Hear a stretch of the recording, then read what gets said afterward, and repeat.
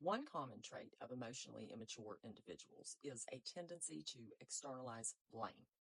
This often goes beyond trying to avoid consequences or refusing to admit fault.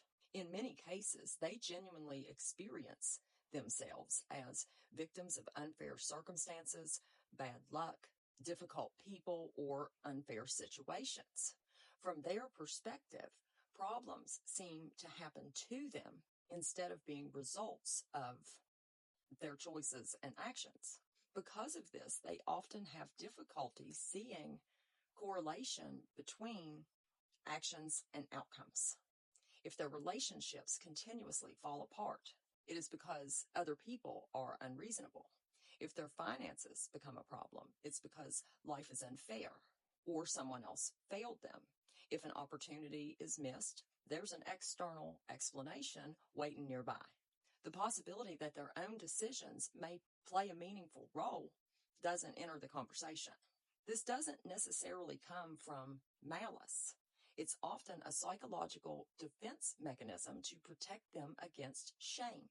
Accepting responsibility requires tolerating uncomfortable feelings such as guilt, regret, disappointment, or embarrassment.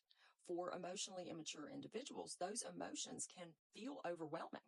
So the mind instinctively looks for explanations outside of themselves. As a result, they often end up trapped in repeating patterns without understanding why the same problems keep returning.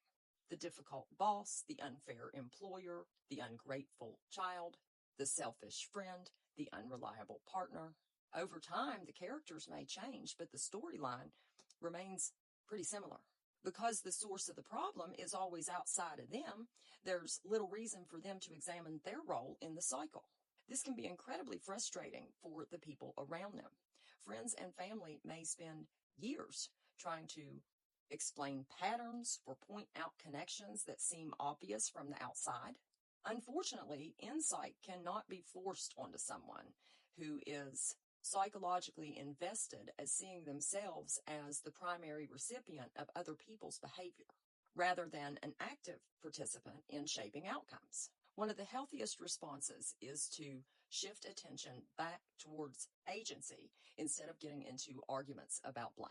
Questions like, what part of this is within your control? What do you want to do next? Are often more useful than debating whether somebody's behavior was fair or unfair. Emotional maturity involves recognizing that we can't control what happens to us, but we often do have some influence over what happens next. Emotionally immature people remain stuck, waiting on other people, circumstances, or luck to change first.